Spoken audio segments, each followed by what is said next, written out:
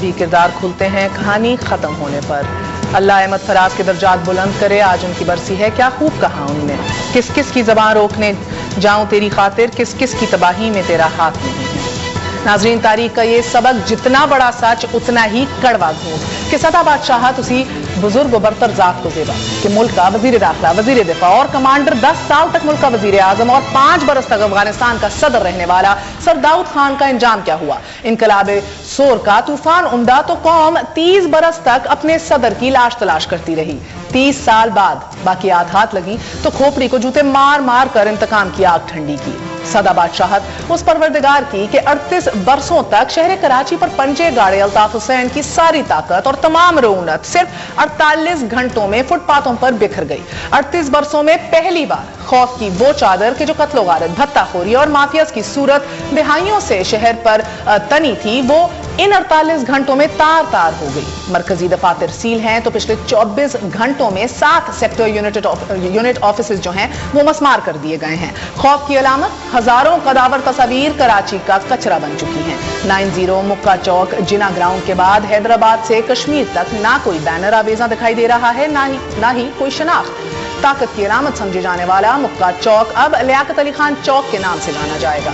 सिंध हुकूमत के अहकामात से अब शहरी इंतजामिया जो है उसको सरकारी जमीनों पर कायम MQM के दफातर, सेक्टर और यूनिट ऑफिस को मसमार करने के लिए 3 दिन की डेडलाइन दे दी गई है। एक कॉल पर, सिर्फ एक कॉल पर शहरी जिंदगी मुंजमद करने वाले अल्ताफ हुसैन अब अमरीका, इजराइल और भारत को मदद के लिए पुकार रहे हैं। तो क्या भाई के एक इशारे अबरू पर जान हथेली पर रखकर पेश करने वाले जानिसार जमाने की करवट भांप चुके हैं। नाज़रीन, सियासी क़यादत लबस्ता है तो कारकुनान गुमगुश्ता। गिरफ्तारियों और पकड़ धकड़ में आज MQM रहनुमा आसिफ हसनैन और शिराज वहीद को एयरपोर्ट से हिरासत में ले लिया गया। आसिफ हसनैन इस्लामाबाद रवानगी के लिए एयरपोर्ट पहुंचे थे और उनके खिलाफ मलीर सिटी थाने में दहशतगर्दी और टेलीग्राफी दिफात मुकदमा दर्ज है। तस्वीर का एक रुख ये है, दूसरा ऑफकोर्स नेचुरली बड़ा रुख ये है सवालात का। ये कौन लोग फाड़ रहे हैं, ये कौन लोग कर रहे हैं, क्या इन इकदामात के तहत मजीद MQM को विक्टिम नहीं बनाया जा रहा। आपको ये भी बताते चलें कि हुकूमत पाकिस्तान ने बरतानवी हुकूमत से लंदन सेक्रेटेरिएट बंद करने का बाज़ाब्ता मुतालबा भी कर दिया है। हुकूमत पाकिस्तान ने अल्ताफ हुसैन की पाकिस्तान मुखालिफ हर्जा सराई, कराची में तोड़ फोड़ और मुल्क मुखालिफ सरगर्मियों की तफसीलात भी बरतानवी हुकूमत के हवाले कर दी हैं। पाकिस्तानी हाई कमीशन ने अल्ताफ हुसैन की इन इश्तियाल अंगेज कारस्तानियों के बारे में बरतानवी वजीर आजम को ब्रीफिंग दी है और उधर वजारत दाखिला ने कानून नाफिज करने वाले इदारों से सबूत मांग लिए हैं और एक खसूसी कमेटी भी कायम कर दी है जो ये सबूत बरतानवी हुकूमत और स्कॉटलैंड यार्ड को फराहम करेगी।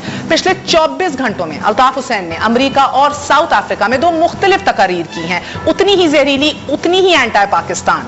मगर नाजरीन, अब -1 फॉर्मूले पर गामजन MQM रहनुमाओं के कत्ल की धमकियां भी आ रही हैं। इसी हवाले से बात करेंगे। हमारे साथ मौजूद हैं सीनियर जर्नलिस्ट मजहर अब्बास साहब और जमात इस्लामी के अमीर रह चुके हैं आप हाफिज नईमुर रहमान साहब हमारे साथ मौजूद हैं। Khwaja Izharul Hasan, leader of opposition MQM Pakistan, हमारे साथ मौजूद होंगे। आप सबका बहुत बहुत शुक्रिया।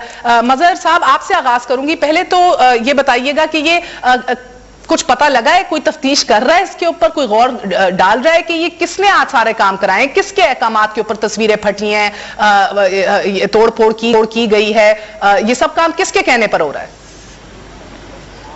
देखिए मेयर, ये तो ज़ाहिर इंतजामिया को बताना चाहिए। ये इंतजामिया। मजहर साहब, आपको आवाज आ रही है? जी मुझे आ रही है। आपको मेरी आवाज आ रही है? अब आ रही है, बताइए सर। जी देखिए, ये तो इंतज़ामिया का काम है कि वो बताएं कि ये चलें। दफातर तो आपने सरकारी तौर पे सील कर दिया, हालांकि इस पर भी सवाल उठाया जा सकता है कि क्या कानूनी तौर पे कोई जमात पर पाबंदी लगी है जिसकी बिना पे ये सील किया गया है। क्योंकि आप पहले तो पाबंदी लगाएं और उसके बाद जाहिर है उनकी एक्टिविटीज़ को भी कलअदम करार दे सकते हैं, दफातर को भी सील कर सकते हैं। जिस तरह आपने बिल्कुल आखिर में कहा कि वो काम ना करें कि जिससे विक्टिम, जो 92 में हमने देखा कि ऐसा काम ना करें कि जिससे विक्टिम के तौर पे वो सामने आए। अब ये जिस तरीके से आप ये एक्शन करेंगे उससे जाहिर और मिस्टीरियसली जब करेंगे, या तो आप जाहिर है ऑफिशियली पुलिस आए, पुलिस आके पोर्ट्रेट भी रिमूव कर दे, पोस्टर भी रिमूव कर दे, वो समझ में आने वाली बात है। लेकिन अगर आप मिस्टीरियसली ये करेंगे और तासुर ये देंगे कि ये कोई शायद आम आदमी कर रहा है, आम शहरी कर रहे हैं, तो लोग अब इस थ्योरी को बाय नहीं करते, क्योंकि वो 92 में देख चुके हैं, 94 में देख चुके हैं। आप सरकारी तौर पे कानूनी कार्रवाई करें।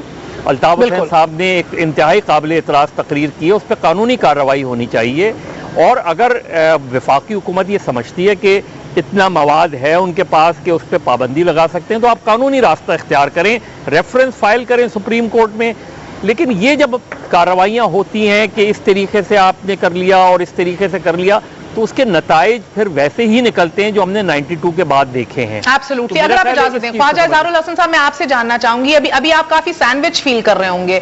ایک طرف اسٹیبلشمنٹ ہے، سادہ لباس لوگ چلے کہہ لیجیے دیں، دوسری طرف سر آپ کے وہ بانی ہیں، وہ قائد ہیں جو بات ماننے کو تیار ہی نہیں ہے. سر 24 گھنٹے کے اندر معافی نامہ بھی آ گیا، امریکہ کے اندر ایک اور زہریلی اینٹی پاکستان تقریر بھی آ گئی اور ساؤتھ افریقہ کے اندر بھی آ گئی ہے. تو مجھے بتائیے کہ آگے کا لاہ عمل یا آگے کا راستہ آپ کیا دیکھ رہے ہیں سروائیول کا؟ بہت شکریہ. دیکھیں، سب سے پہلی چیز تو میں یہ گزارش کروں گا کہ جب واضح طور پر ایک تقریر جو پہلی ہوئی، جو پاکستان میں ہوئی، ہم نے اسے ڈیناؤنس کیا، لا تعلقی کا اظہار کیا، معذرت کی، اور ہم نے شرمندگی کا بھی اظہار کیا. اور یہ صرف فاروق بھائی نے نہیں کیا، فاروق بھائی کے ساتھ پوری رابطہ کمیٹی تھی، پورے M P M N A. Yes yes absolutely, I know that. اب آپ بتائیں، اس کے بعد وہاں سے بھی بیان آ گیا اور یہ بھی طے ہو گیا کہ بھئی اس وقت ذہنی تناؤ ہے، اضطرابی کیفیت ہے، طبیعت ٹھیک نہیں ہے. اب اس کے بعد ایک اور خطاب ہو، دوسرا ہو، تیسرا ہو. ہمارا جو آپ سے وعدہ تھا وہ یہ تھا کہ ادھر نہیں ہوگی تقریر. آئی انڈرسٹینڈ دیٹ، وہ ہو رہا ہے. مگر سر میرا آپ سے سوال ہے کہ اب دیکھیں نا، آپ دیکھ رہے ہیں کہ یہ جو آپ نے وعدہ کیا تھا یہ کچھ قوتوں کے لیے کافی نہیں ہے. آپ دیکھ رہے ہیں کہ آج کے پورے دن کیا ہوا ہے سر. پورے کراچی کے اندر بینرز پھٹے ہیں، دفاتر، یونٹس اور سیکٹر انچارجز مسمار کیے، آفیسز مسمار کیے گئے ہیں. سو آبویسلی آپ کا یہ جو ایشورنس ہے یہ کافی نہیں ہے. تو سر مجھے یہ بتائیے کہ کیوں یہ فاصلہ آپ طے نہیں کر پا رہے بٹوین آؤٹ رائٹ مذمت، آؤٹ رائٹ لا تعلقی اینڈ ڈس ایسوسیشن؟ دیکھیں، ہمارے الفاظ اگر آپ اردو کی ڈکشنری نکال کے دیکھیں گے نا، تو جب کسی چیز کی لا تعلقی، مذمت، شرمندگی، معذرت، تو اس کے معنی آؤٹ رائٹلی ریجیکشن ہی ہوتی ہے.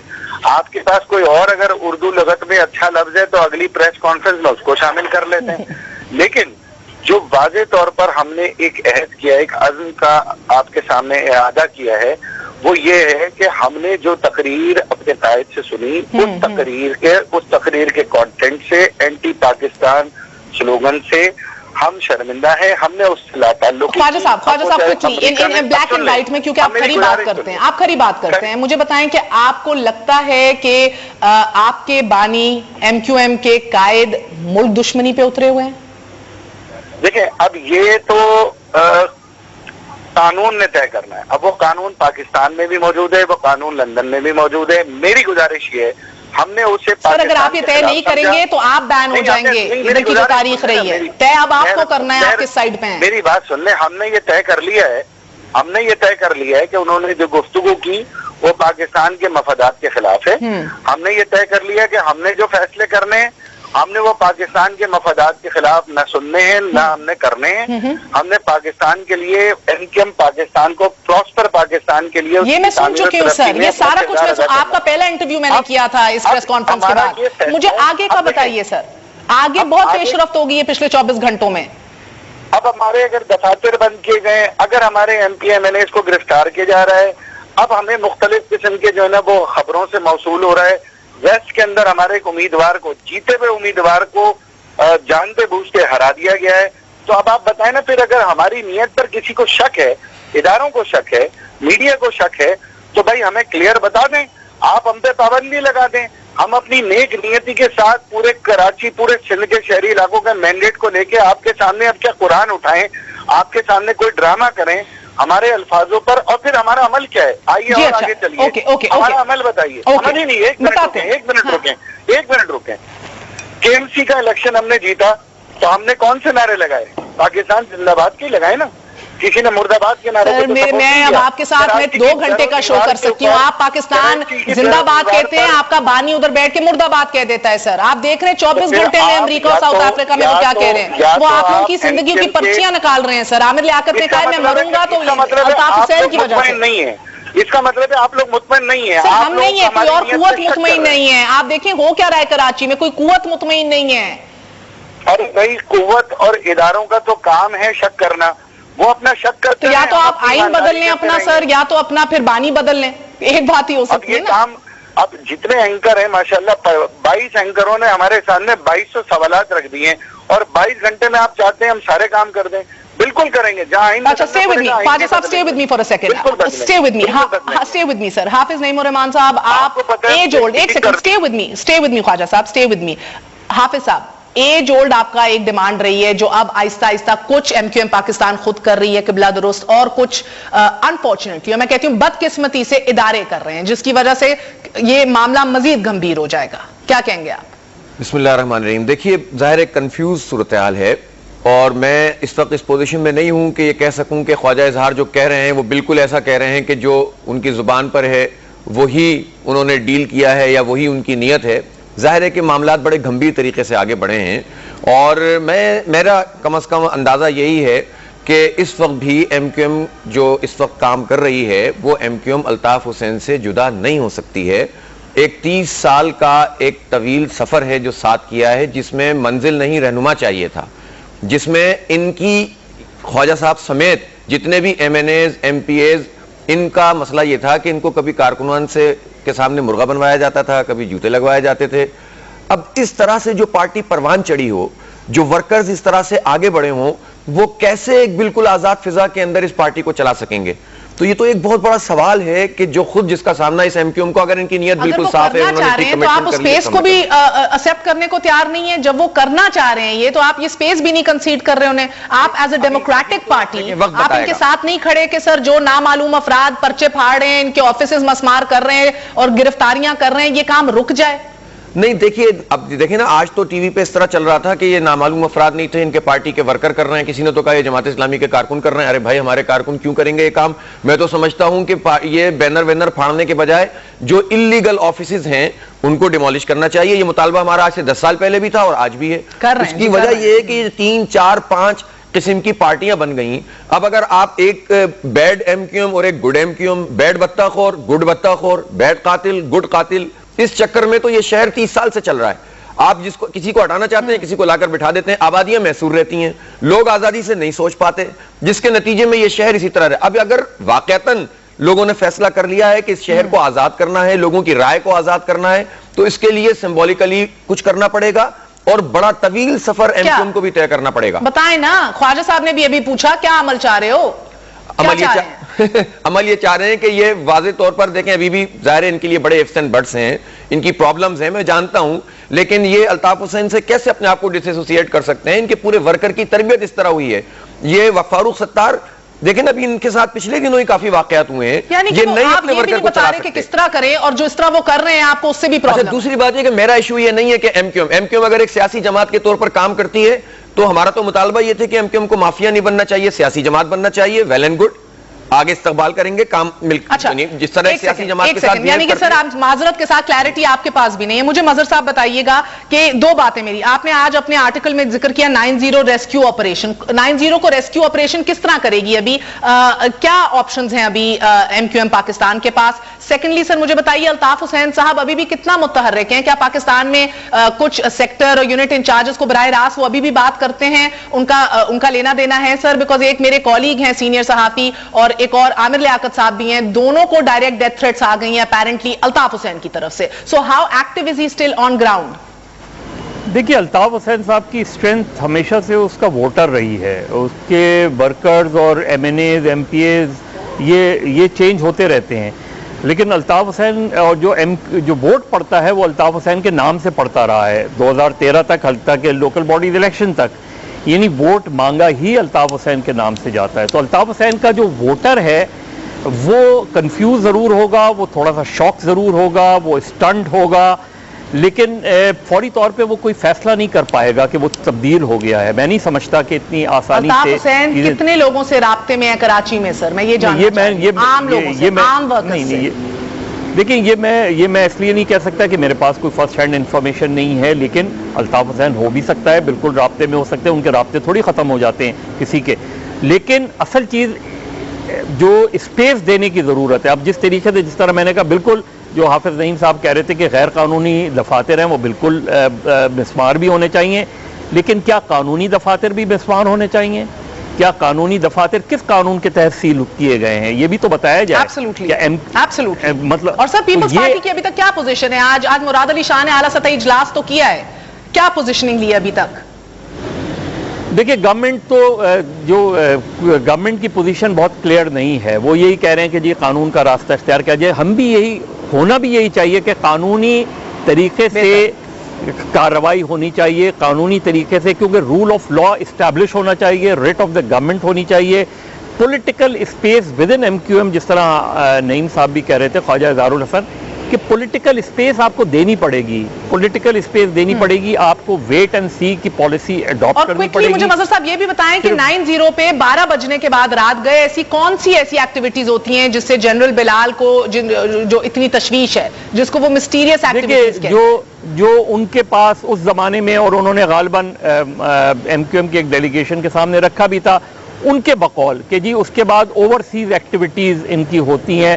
اب مجھے نہیں پتا کہ ان کی لاجک اس میں کیا تھی, لیکن وہ مطلب مجھے نہیں پتا. میں تو یہ آپ سے صرف یہ بتا رہا ہوں کہ ان کی اپنی یہ ڈیموکریٹک رائٹ نہیں ہے ایک جماعت کا کہ وہ جس ٹائم پہ اپنی ایکٹیویٹی کرنا چاہے کرے. بالکل. Will this also be dictated by other people and ادارے یہ فیصلہ کریں گے کہ کون سے آپریشنل آز ہوں گے سیاسی جماعتوں کے؟ یہی بدقسمتی رہی ہے مہر جو آپ بات کہہ رہی ہیں کہ کوئی پولیٹیکل پارٹی اگر اپنا آفس 24 آورز کھولنا چاہے, رکھنا چاہے, تو اس پہ کیا قباحت ہے. ہاں اگر وہاں کوئی غیر قانونی کام ہو رہا ہے تو یہ law should take its own course, آپ قانونی کارروائی کریں, ان کے خلاف وہ کریں, تو یہ پرابلم ہوتی ہے. مگر یہی بات ہے نا حافظ نعیم الرحمان صاحب, آپ یہ بات سمجھ رہے ہیں کہ اگر یہی چلتا رہا, منتخب نمائندوں کے سر کور کر کے ان کو عدالتوں میں پیش دہشت گردوں کی طرح کرتا کنٹینیو رہا یہ بات, اسی طرح عام معمولی سے کیسز, بھونڈے کیسز بنا کے لوگوں کو اٹھایا جاتا رہا, تو سر یہ تو وکٹمائز ہو جائے گی ایم کیو ایم پوری. دیکھیں میں تو شروع سے یہ بات کہہ رہا ہوں, جب یہ پورا سینیریو نہیں بنا تھا کہ یہ ہمارے بدقسمتی سے جو پورا جو طرز حکمرانی ہے یہ ظالموں کو بھی مظلوم بنا دیتا ہے. 2007 میں کس کو نہیں پتا کہ وسیم اختر نے کنٹینر لگوائے تھے, اور کس کو نہیں معلوم کہ 56 لوگ قتل ہوئے تھے, اور کس کو نہیں معلوم کہ اس میں ایم کیو ایم کا ہاتھ تھا. تو یہ 9 سال تک وسیم اختر کو کیوں نہیں گرفتار کیا گیا؟ وہ ایم ایل اے رہے, میں تو کہتی ہوں وسیم اختر کو نکالیں آپ باہر, ایز اے میئر کام کرنے دیں, تب تک کیس آن گوئنگ رکھیں, ثبوت ملتے ہیں تو اس کو پکڑیں. میں یہی تو کہہ رہا ہوں کہ اس وقت نہیں پکڑا, اور جب وہ میئر بننے کی طرف جا رہا ہے تو آپ یہ کام کرتے ہیں. اس کے نتیجے میں مجھے ایسا لگتا ہے کبھی کبھی کہ آپ ان سینٹیمنٹس کو زندہ رکھنا چاہتے ہیں تاکہ اسی طرح کے لوگ کراچی کے اوپر حکمرانی کرتے رہیں. میں یہ سمجھتا ہوں کہ یہ سینٹیمنٹ کبھی آپ نے سوچا تھا یہ دن بھی آئے گا کہ جماعت اسلامی کے نعیم الرحمان صاحب حامی بھریں گے؟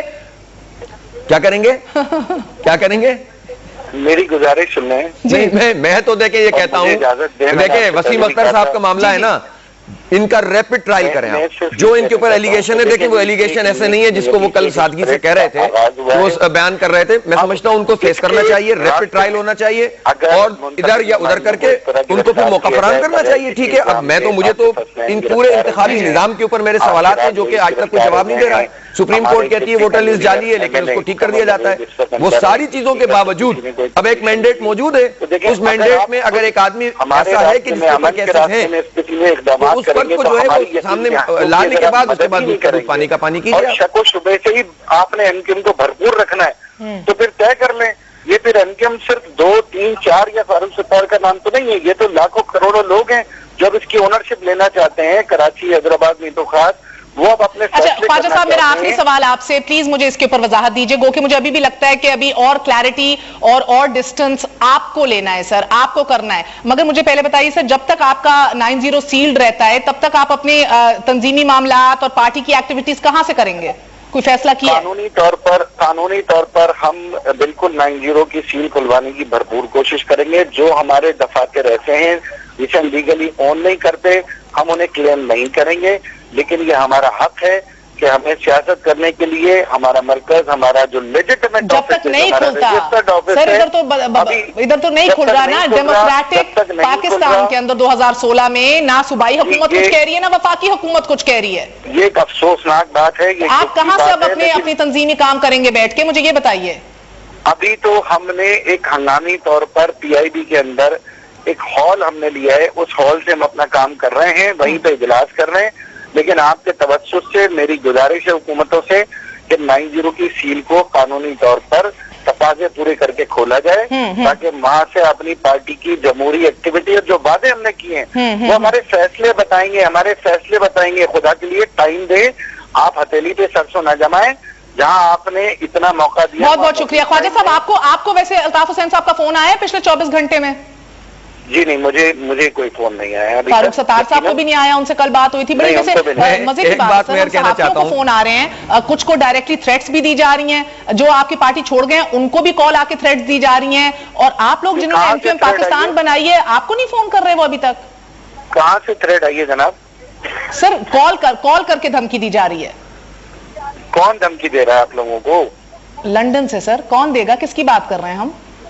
नहीं, मैं देखें, एक वाज़ेह तौर पे कह रहा हूं कि हम मुकम्मल यकीन के साथ पूरे वोटरों सपोर्टरों के साथ इस ओनरशिप के साथ खड़े, और अगर आपको कहीं से धमकी आ रही है, आमिर लियाकत साहब को धमकी आ रही है, तो हम उसकी मजम्मत। मैं एक बात मैं जरूर कहना चाहता हूं, अगर आप मौका दें। दुआ हम भी दुआ। एक बात बहुत शुक्रिया ख्वाजा साहब। पहले भी मजहर साहब पहले भी दुआ पे काम चल रहा था, आज भी दुआ पे ही चल रहा है। एक बात मैं जरूर कहना चाहता हूं, बहुत जरूरी है कि इधर क्लैरिटी दी जाए कि देखिए सूबाई हुकूमत खामोश है, वफाकी हुकूमत खामोश है, और एक डेमोक्रेटिक पार्टी जो अपने लिए स्पेस बनाना चाह रही है उसको नहीं करने दिया जा रहा है एस्टैब्लिशमेंट की तरफ से।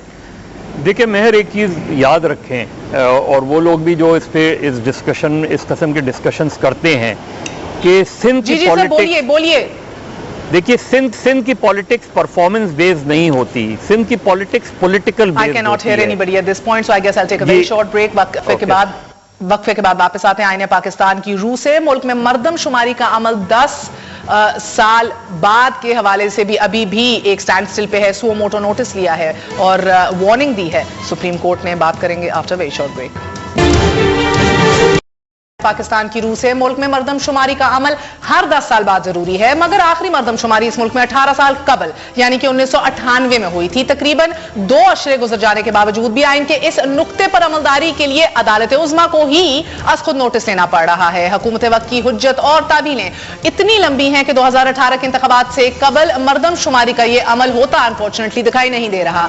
आज सुओ मोटो नोटिस की समाअत में आला अदालत ने एडिशनल अटॉर्नी जनरल से पूछा कि किस कानून में लिखा है कि आर्म्ड फोर्सेस के बगैर मर्दमशुमारी हो ही नहीं सकती। काबिले अमल मंसूबाबंदी के लिए मर्दमशुमारी एक बुनियादी हैसियत रखती है। पिछले 8 साल से प्लानिंग एंड डिवीजन के वजीर मुल्क की आबादी कितनी है, कि सूबे में कितने लोग बसते हैं, कि जिले में लोगों की तादाद क्या है, लोगों की तालीम और उनका पेशा क्या है, उनकी औसतन उम्रें क्या है, ये सब कुछ जाने बगैर मुल्क की मंसूबाबंदी कर रहे हैं। बिल्कुल इसी तरह हर साल पेश होने वाला बजट भी आबादी के तखमीने की बुनियाद पे ही पेश किया जाता है। कुछ दिन कबल हमने आपको बताया था कायमा कमेटी बराए खजाना में महकमा शुमारियात ने तहलका खेज इंकशाफ किया कि एक ऐसा मुल्क जो दहशतगर्दी के खिलाफ जंग लड़ रहा है, वहां 7 करोड़ अफराद लापता है। We have no idea who they are, where they live, what they do, no details at all. हमारे साथ सरवर बारी साहब मौजूद हैं, फैफन के मेंबर हैं, किसी तारुफ के मोहताज नहीं। बारी साहब अस्सलाम वालेकुम, thank you very much for joining us. So this is insanity. मुझे बताइए कि हर काम जो करना जरूरी है, हर चीज के लिए suo motu notice. Sir बल्दियाती election suo motu notice, आज तो बड़ी बरहमी का इजहार किया गया है, बिकॉज जिस सिमत में हम बढ़ रहे हैं नहीं लग रहा 2018 से पहले आपका मर्दमशुमारी भी हो जाएगी, डिलिमिटेशंस भी हो, हल्का बंदियां भी हो जाएंगी और इलेक्शंस होंगे। It won't happen at this rate. बिल्कुल, मैं समझता हूँ बहुत ही अफसोसनाक और काबिल मजम्मत बात है कि जो हमारे हुक्मरानों की तरजीहात हैं वो बड़ी वाज़ेह तौर पर लगता है कि जो काम तो वो करना चाहते हैं, जैसे मेट्रो बनानी है, बिल्कुल, तो चाहे वो उसकी जो कानूनी और आईनी जिम्मेदारियां पूरी करनी जरूरी होती हैं मंसूबाबंदी के लिए, आपने एनवायरनमेंट की असेसमेंट करनी, वो भी नहीं की जाती और वो बलडोज कर दी जाती है, चीजें वो हो जाती हैं जो वो करना चाहते हैं। लेकिन जिन चीजों के बारे में वो समझते हैं कि ये जरूरी नहीं है, वो नहीं करते। जो जैसे आपने कहा लोकल गवर्नमेंट इंतखाबात की बात देख लें, बार बार सुप्रीम कोर्ट के इसरार के बाद जो है वो हुए और करा दिए, तो फिर इख्तियारात नहीं देने, अभी तक इख्तियारात नहीं है। अच्छा, मुझे बारी साहब ये बताइएगा कि पहले जो हमारे मर्दमशुमारी हुई थी वो फौज के बगैर हुई थी, सूबाई अमले की हेल्प ली गई थी, सूबाई हुकूमतों की। So is it impossible today to do it without the help of the army? मेरा अपना ख्याल है पंजाब में बगैर फौज के बिल्कुल हो सकती है, सिंध के बहुत सारे इजला में बगैर फौज के हो सकती है, हरीपुर, एबटाबाद, یہ جو اضلاع ہیں خیبر پختونخوا کے، یہاں پر ہمیں فوج کی ضرورت نہیں ہوگی. 1,67,000 وہ کہتے ہیں کہ ہمیں فوجی چاہیے ہوں گے. 2 لاکھ آپ کو چاہیے جنہوں نے مردم شماری اور خانہ شماری کرنی ہے. آپ کو شاید معلوم ہو کچھ سال پہلے خانہ شماری ہو چکی تھی اور بیچ میں پھر یہ سارا معاملہ مسلم لیگ نون اور ایم کیو ایم کو مسئلے پڑ گئے تھے ایز یوزول. اور بلکہ عوام کو بتائیے کیا مسئلے پڑتے ہیں؟ یہ کیوں نہیں چاہتے کہ ہمیں پتا ہو کہ اس ملک میں کتنے لوگ ہیں اور کہاں بستے ہیں؟ کیا ان کا مسئلہ؟ میں تو یہ کہتا ہوں کہ یہ بہت سارے، جیسے فرانس ہے، فرانس میں مذہب کا خانہ جو مردم شماری کی جاتی ہے اس میں نہیں ہے، کیونکہ وہ نہیں بلیو کرتے کہ ہم مذہب لوگوں سے پوچھیں. میرا اپنا خیال ہے کہ ساری جو ہماری سیاسی اشرافیہ ہے اس کے اوپر اے پی سی کر لیں اور یہ طے کر لیں کہ ایتھنیسٹی کا کالم نہیں پوچھا جائے گا. اگر ایتھنیسٹی کا کالم نہیں ہے تو سندھ میں اور بلوچستان میں یہ جھگڑا ختم ہو جائے گا. سر مگر مسئلہ اور بھی تو ہے نا besides that, it's a good advice, مگر مسئلہ ان کے حلقے تبدیل ہو جائیں گے نا. ان کے اب آپ دیکھ رہے ہیں پاپولیشن انکریز جنوبی پنجاب میں کس طرح ہو رہی ہے. آپ کا ایک بڑا چنک آف آپ کی سیٹیں نیشنل اسمبلی سے جو ہیں وہ ادھر چلی جائیں گی نا. Population has increased over there. 2 چیزیں ہیں. ایک تو ہے سوشیو اکنامک جو پلاننگ ہے، اس کے بغیر، مردم شماری کے بغیر کسی قسم کی پلاننگ جو ہے وہ اندازے کے اوپر ہے. اور اندازے بھی ہمارے، اگر آپ نے ابھی منشن کیا 7 کروڑ لوگ، ان کا ڈیٹا نہیں ہے. آپ سوچے بیورو آف اسٹیٹسٹکس نے بتایا پتہ ہی نہیں ہے یہ 7 کروڑ لوگ ملک میں کہاں رہ رہے ہیں. لیکن آپ کو معلوم ہے کہ جو بیورو کا ہیڈ ہے وہ کوئی ماہر نہیں ہے. He is not expert in his own field, he is a D M G officer. تو وہ اس طرح کے بیانات دے سکتا ہے. لیکن بات تو صحیح ہے کسی حد تک کہ ہمارے پاس 7 کروڑ افراد کا ڈیٹا نہیں ہے. کسی ادارے کے پاس نہیں ہے اس ملک میں، کسی ادارے کے پاس نہیں ہے. تو 7 کروڑ سے چھوٹے بہت سارے ملک ہیں دنیا. تو ہم سارے بیسکلی یہ اپنا گھر تکے پہ چلا رہے ہیں. تکے پہ چلا رہے ہیں. پلاننگ بھی، ریسورس ایلوکیشن بھی، بجٹ بھی، سب کچھ تکے پہ ہو رہا ہے. ڈی لمیٹیشن کی، کیونکہ ہمارے شہروں کی آبادی بڑھ چکی ہے اور اس کی وجہ سے جو حلقے ہیں ان کی اکثریت شہروں میں فال کرے گی سینسز ہونے کے بعد. اور جو رورل ایلیٹ ہے، جو کہ زیادہ تر لینڈڈ ایلیٹ ہے، ان کا ووٹ کے اوپر کنٹرول ہے، وہ کنٹرول کم ہوگا. کیونکہ نئی ڈی لمیٹیشن کے بعد زیادہ حلقے جو ہے وہ شہروں میں آنے کا پورا جو ہے، یہ آپ نے کہی ہے نا اصل بات جس کی وجہ سے ان کو مسئلہ ہے، نہیں کرنا چاہتے، یہ ڈیلے کرنا چاہتے ہیں 2018 تک. کیونکہ شہروں میں ووٹ کو کنٹرول کرنا بہت مشکل ہے. دیہاتوں میں بہت آسان ہے. زیادہ حلقے ابھی بھی دیہاتوں میں ہیں اور حلقوں کی جو حلقہ بندی ایسے کی گئی ہے کہ اگر شہر کا علاقہ کچھ آتا بھی ہے تو دیہات کے کسی علاقے کو ضرور بیچ میں شامل کر دیا جاتا ہے. جب نئی حلقہ بندی ہوگی یہ سب نہیں کرنا پڑے گا. It's absolutely insanity. مگر because ہم اب بتاتے چلیں ابھی کہ کتنا ڈسپرپورشنیٹ ہے، کس طرح چھوٹے علاقوں کو زیادہ سیٹیں ملی ہوئی ہیں، بڑے علاقوں کے اندر چند سیٹیں ہیں اس کے بس. Rural urban is more important. Rural urban divide absolutely it's very disproportionate. اور آپ کو لگ رہا ہے بس یہ پرائورٹیز کا مسئلہ ہے. بالکل. They don't want this and they don't want to lose control. جس طرح بلدیاتی ایشو، چاہے آپ دیکھ لیں ای سی پی کے ممبران لگانے تھے، وہ بھی سپریم کورٹ نے پریشر ڈالا، پھر انہوں نے جلدی میں کیا. آپ لوکل گورنمنٹ کی بات کر لیں، اتنے سارے ڈپارٹمنٹ ہیں وہ بغیر، جو national commission on the status of women ہے وہ پچھلے 7 ماہ سے اس کی پوزیشن. ایبسولوٹلی. بہت بہت شکریہ. ہمارے ساتھ سرور باری صاحب موجود تھے، کہہ رہے تھے پرائورٹیز کا فقدان ہے اور کنٹرول اور پاور کی گیم ہے، اس لیے 2018 سے پہلے یہ نہیں ہوتا دکھائی دے رہا. مگر بہترین بات ہے کہ سپریم کورٹ نے از خود نوٹس لیا ہے، کیونکہ اس دھکا سٹارٹ ماحول میں از خود نوٹسز ہوتے ہیں، سرزنش ہوتی ہے، پھر ہی کام ہوتے ہیں. چھوٹا سا وقفے کے بعد بات کریں گے سرتاج عزیز صاحب سے، chairperson of FATA reforms committee. ان سے پوچھیں گے کہ فاٹا کا جو اصلاحاتی پیکج تیار کیا گیا ہے، جو اب پارلیمنٹ میں پیش ہونے جا رہا ہے، اس کے نکات کیا ہے. سٹیو نیوز آئے. Welcome once again to news آئے. ناظرین، قومی اسمبلی کی قائمہ کمیٹی برائے خزانہ کے اجلاس میں تہلکہ خیز انکشاف نے ہلا کر رکھ دیا ہے. اسٹیٹ بینک کے حکام نے اجلاس میں انکشاف کیا ہے کہ گزشتہ 5 سالوں میں پاکستان سے غیر ملکی اکاؤنٹس میں قریباً $8 ارب یعنی کہ 8 خرب 38 ارب روپے منتقل ہو چکے ہیں. موجودہ حکومت کے دور میں $600 ملین بیرونی اکاؤنٹس میں ٹرانسفر ہوئے ہیں. یہ بھاری رقوم ہنڈی کے ذریعے بیرون ملک بھیجی گئی کہ جس سے لندن، دبئی اور دیگر ممالک میں پراپرٹی اور فلیٹس خریدے گئے. ان بھاری رقوم کی بیرونی ملک منتقلی کے لیے 92 کے قانون کا سہارا لیا گیا ہے. اس قانون کے تحت فورن کرنسی رکھنے والے افراد کو یہ مراحت حاصل ہیں. ناظرین، 2002 میں پرویز مشرف کے دور میں بھی بیرون ملک کاروبار اور سرمایہ کاری کی اجازت دی گئی، مگر یہ سرمایہ کاری $50 لاکھ سے کم رقم سے مشروط ہے. اس سے زائد رقم کی سرمایہ کاری کے لیے اقتصادی رابطہ کمیٹی سے اجازت لینا لازم ہے. پالیسی کے مطابق کوئی بھی شخص انفرادی طور پر صرف $10,000 رقم لے جا سکتا ہے، لیکن فورن کرنسی اکاؤنٹس رکھنے والے حضرات اس سے مبرہ ہیں. یہ ہے وہ قانون کہ جس کے ذریعے گزشتہ 3 دہائیوں میں بیرون ملک خربوں ڈالر کی جائیدادیں خریدی گئی ہیں.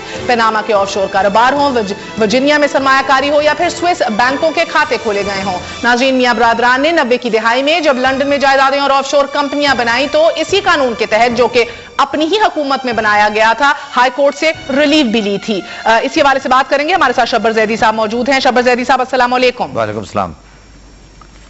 سر مجھے بتائیں, 7.9 ارب have been moved out of Pakistan, یہ باہر 5 سالوں کے اندر چلے گئے ہیں. اس کے اوپر بڑی بحث ہوئی اسٹینڈنگ کمیٹی کے اندر کہ بھئی یہ کیسے ہو رہا ہے, کیوں ہو رہا ہے. اسٹرنجنٹ پالیسی اگر انویسٹمنٹ کے اوپر ہے پاکستان سے باہر, تو یہ کیوں نہیں اس کے اوپر نظر ثانی ہو رہی کہ اگر آپ اکاؤنٹس رکھیں اس کے اندر فورن اربوں روپے آپ کے ڈالرز میں فورن کرنسی میں ہو تو کوئی سوال نہیں ہوتا.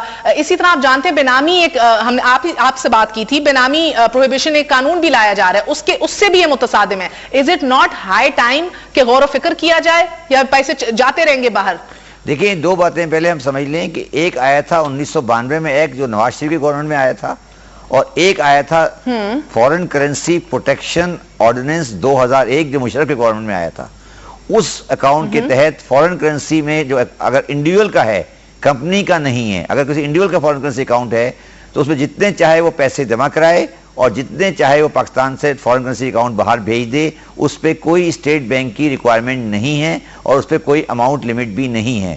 تو جو ابھی آپ کی پڑھا گیا نا کہ 5 بلین سے زیادہ کی اسٹیٹ بینک اپروول ہے, وہ صرف کمپنیز کے لیے ہے, انڈیویول کے لیے نہیں ہے.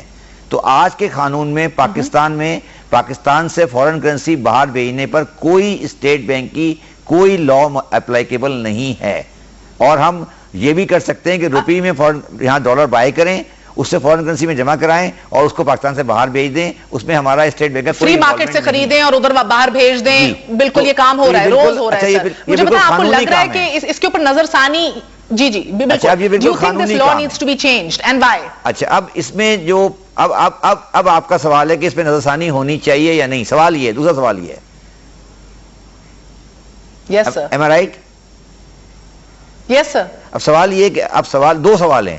اگر آپ اس کو جو اکنامک ریفارم آئی تھی 2001 میں جو آئی تھی, 1992 میں جو آئی تھی, وہ آئی تھی پاکستان میں فورن کرنسی لانے کے لیے, مگر اگر آپ دیکھیں تو یہ استعمال ہوئی ہیں پاکستان سے لے جانے کے لیے. اب آج جس طرح آپ نے کہا بینامی اکاؤنٹ آ رہا ہے, تو میرا ذاتی ویو ہے کہ آپ وہ کریں جو انڈیا میں ہو رہا ہے. انڈیا نے انڈیویول کے فورن کرنسی اکاؤنٹ پہ پابندی لگا دی ہے. انڈیا میں کوئی آدمی فورن کرنسی اکاؤنٹ باہر نہیں لے جا سکتا. انہوں نے 2010 میں ایک فورن کرنسی اکاؤنٹ کا نیا لا لائے ہیں اور انہوں نے پابندی لگائی ہے کوئی انڈین انڈیا سے فورن کرنسی اکاؤنٹ ٹرانسفر نہیں کر سکتا. اور کمپنیز کو بھی انہوں نے اجازت دی ہے ایک سرٹن میکینزم کے تحت. تو پاکستان کا جو آج foreign currency protection account act ہے وہ, مگر اب سوال یہ ہے, اس طرح میں نے پہلے کہا تھا, یہ ہم اس لیے نہیں کر سکتے کہ ہمارے پاس اور بہت سارے مسائل ہیں. پہلا مسئلہ ہمارا جو ہے وہ یہ ہے کہ ہم یہ ایکسپیکٹ کرتے, ہم نے ٹیکس میں ایک ایمنیسٹی دی ہوئی ہے کہ اگر آپ فورن کرنسی اکاؤنٹ سے پیسے لاتے ہیں تو آپ سے سوال نہیں ہوگا. تو یہ پیسے یہاں سے باہر بھیج کے واپس لانے کا طریقہ ہے. تو یہ ایک رستہ ہے جس سے آپ پاکستان سے پیسہ باہر بھیجتے ہیں اور اس رستے کو واپس لے آتے ہیں. تو یہ آپ نے ایک سرکل بنایا ہوا ہے. پاکستان میں پیسے, پاکستانی اکاؤنٹ روپی کو آن کیا, آپ نے ٹیکس نہیں دیا, اس کو فورن کرنسی میں جمع کرایا, واپسی میں جب لے کر آپ آئے تو اس کے اندر پاکستان میں 111 یہ کوئی راکٹ سائنس تو نہیں ہے نا. یہ بتائیے اس پہ کیوں نہیں نظر ثانی ہو رہی؟ نظر ثانی, اب سوال یہ, اچھا اب بڑی اچھی بات آپ نے کی. نظر ثانی اس لیے نہیں ہوتی کہ پاکستان ہمیشہ فورن کرنسی میں ڈیفیسٹ رہا ہے اور ہمارے وزیر خزانہ صاحب اور تمام ہماری حکومت جو ہے وہ یہ پریشان رہتی ہے کہ اگر ہم نے کبھی فورن کرنسی اکاؤنٹ کے اوپر کوئی رکاوٹ ڈالی تو ہماری فورن انفلو کی ریمیٹنس رک جائے گی. اس لیے فورن کرنسی ہمارا سیکریٹ کاؤ ہے. مگر ریمیٹنسز تو ویسے ہی اب گر رہی ہیں, آٹو پائلٹ پہ آپ کے ایکسپورٹس ہیں, شارٹ ٹرم بوروئنگ. جی دیکھیں, 2 سوال ہیں. ایک ریمیٹنسز جو ہیں, ہم ریمیٹنسز کو, اپنی ریمیٹنسز کو بچانے کے لیے ہم نے یہ رستہ کھولا ہوا ہے, مگر یہ رستہ جو ہم نے کھولا کسی اور which is a flawed policy is what I'm saying. نہیں, I totally agree it is a flawed policy. I totally agree what you are saying.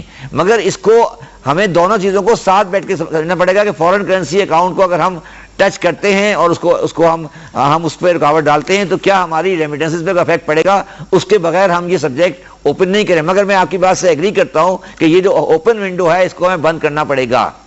آپ کی بات بالکل درست ہے. بہت بہت شکریہ سر, بہت بہت شکریہ. شبر زیدی ہمارے سامنے. فلوڈ پالیسی ہے, ریمیٹنسز گر رہی ہیں, سارا فوکس انہی پہ ہے, آٹو پائلٹ پہ, ایکسپورٹس ہیں, شارٹ ٹرم بوروئنگ بڑھ گئی ہے, 3 سے 5 سالوں میں ڈیٹس کو واپس ادا کرنا ہوگا اور تب قیامت ہوگی, تب دیکھا جائے گا کس طرح بحران سے نکلا جائے. بہت مسائل دکھائی دے رہے ہیں اکانومی میں. جانے سے پہلے کوئکلی آپ کو بتاتی چلوں کہ آج فاٹا اصلاحات کمیٹی نے فاٹا سے متعلق سفارشات کی رپورٹ پارلیمنٹ میں بھیجنے کی منظوری دے دی ہے. اسی حوالے سے بات کریں گے. ہمارے ساتھ چیئر پرسن ہیں موجود سرتاج عزیز صاحب. سرتاج عزیز صاحب السلام علیکم. پہلے بتائیے گا 4 آپشنز تھیں فاٹا کے حوالے سے سر, کون سی آپشن آپ لوگوں نے چوز کی ہے اور کیوں؟